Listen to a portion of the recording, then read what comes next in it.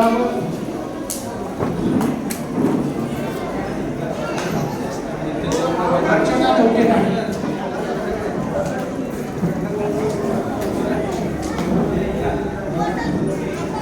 नमस्कार.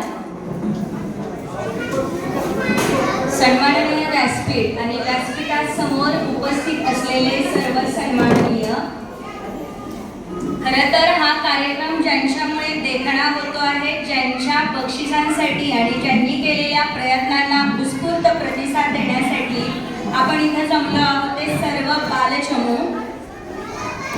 सत्कार कुणाचे करायचे, आभार कुणाचं मानायचं, कोण कुणाला इथं परक आहे, सांगोला तालुका सगळं आपल्या सर्वांचा आहे. कुणी इथं लेकी आहेत, कुणी इथं सुना आहेत, कुणी इथं मुलं आहेत, कुणी इथं जावई आहेत. मोठ्यांच्या आशीर्वादानं आणि मोठ्यांनी सांगितलेल्या मार्गावर मार्गक्रमण करून आपण आपल्या यशाचं ध्येय गाठायचं असतं.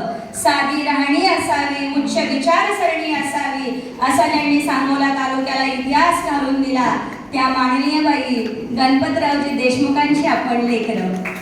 त्यांचं आज आपल्याला आवर्जून आठवण होणं फार गरजेचं आहे. आत्महत्येचा विषय निघाला तर आपण शहाजी बापूंना आठवावं. काय झाडं, काय डोंगर, सगळं एकदम ओके मध्ये आहे. नैसर्गिक वातावरणाने जरी आमच्याकडे पावसानं थोडीशी कमी पाठ फिरवली असली तरी बुद्धीच्या वैचारिकतेनं विकसित झालेली आमची सांगोल्याची लेकरं कधी आत्महत्येचा विचार करणार नाही. आणि एक काय इथून पुढे जास्तीत जास्त अधिकारी होण्याचा मान कायमस्वरूपी आपल्या सांगोला तालुक्याला मिळेल, याच्यासाठीच आपण सगळेजण प्रयत्न करत आहोत. चाणक्य बहुउद्देशीय शिक्षण संस्था सांगोला आयोजित या कार्यक्रमाच्या निमित्ताने मला तुम्हाला सांगावंसं वाटतंय, चाणक्य कोण होते?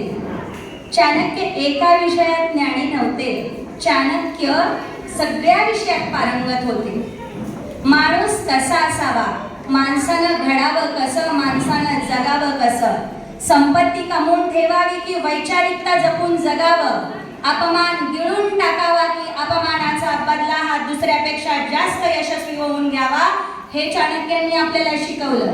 आपल्या प्रत्येकाच्या घरामध्ये आपल्या पोटी एक एक चंद्रगुप्त आलेले आहेत आणि आपण त्यांचे आई वडील चाणक्य म्हणून आपल्याला त्यांच्या आयुष्यामध्ये भूमिका बजावायची आहे. आवर्जून ऐवळे सरांचं कौतुक करावंसं वाटतं. जिथं अजूनही वाहनांच्या सुविधा उपलब्ध नसतील, जिथं अजूनही पाण्यासाठी टँकर फिरतात, अशा ठिकाणी आपल्याला हे इतकं चांगलं स्वप्न पडावं आणि ते स्वप्न साकार करण्यासाठी आपण सगळ्यांनी प्रयत्नशील व्हावं. याच्यापेक्षा जास्त आदरांजली, श्रद्धांजली आपल्या भाई गणपतरावजी देशमुखांना दुसरी काय असू शकते? मेंदूनं विकसित झालेली आणि पुस्तकांमध्ये झुकलेल्या माणा उद्या कोणाच्याही पायावर नतमस्तक होणार नाही, हा विश्वास सांगोलकरांच्या वतीनं आपण त्यांना द्यायचा आहे. आणि खरोखरच प्रत्येकाच्या घराघरातून आपल्याला एक अधिकारी नव्हे, घरातलं प्रत्येक लेकरू व्यावसायिक असो किंवा अधिकारी असो, या पदापर्यंत आपल्याला पोहोचवायचं आहे. आपल्या सगळ्यांचे सत्कार केले खरे. तुम्हाला असं वाटलं असेल की मॅडमच्या डोक्याला फेटा तुटायला लागला म्हणून मॅडमनी तो काढून ठेवला. अजिबात नाही. मी एक पालक प्रतिनिधी म्हणून उभी आहे. गुरुकीर्ती संस्थेची संस्थापिका म्हणून अजिबात तुमच्या समोर उभी नाही. एक पालक प्रतिनिधी म्हणून तो फेटा माझा एकटीचा सन्मान नाही, आपल्या सर्वांचा सन्मान आहे. म्हणून तो तिथं मी मानाने ठेवलाय. तो आपल्या सर्वांचा आहे. आपल्या सर्वांच्या वतीनं इथून उठून जाताना आपण आपल्या मनामध्ये एक आस पेरायची आहे. मी सुशिक्षित असू किंवा अशिक्षित, मला लेखन वाचन येत असू किंवा नसू, मी माझ्या घरात असलेलं प्रत्येक लेकरू शिक्षित तर करणारच, त्याचसोबत मी सुशिक्षित करणार आणि संस्कार प्रिय करणार. आपल्या सर्वांचे ज्यांनी सत्कार केले त्यांचा सत्कार करणं आपल्या सगळ्यांचं कर्तव्य आहे. म्हणून एक पालक प्रतिनिधी म्हणून गुरुकीर्तीच्या संस्था